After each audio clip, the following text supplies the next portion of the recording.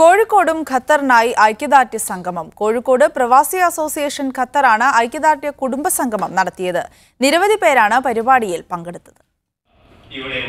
ഖത്തറിനെതിരെ വിവിധ GCC രാജ്യങ്ങൾ ഏർപ്പെടുത്തിയ ഉപരോധത്തിൽ പ്രതിഷേധിച്ചാണ് കോഴിക്കോട് സെൻട്രൽ ലൈബ്രറി ഹാളിൽ ഖത്തറിൽ താമസിക്കുന്ന പ്രവാസികൾ ഒത്തുകൂടിയത്. തങ്ങൾ ഖത്തറിനൊപ്പമാണെന്ന് പ്രഖ്യാപിച്ചാണ് സ്ത്രീകളും കുട്ടികളും അടക്കം ഐക്യദാർഢ്യ സംഗമത്തിൽ പങ്കെടുത്തത്. പ്രമുഖ മാധ്യമപ്രവർത്തകൻ ഒ അബ്ദുള്ള സംഗമം ഉദ്ഘാടനം ചെയ്തു.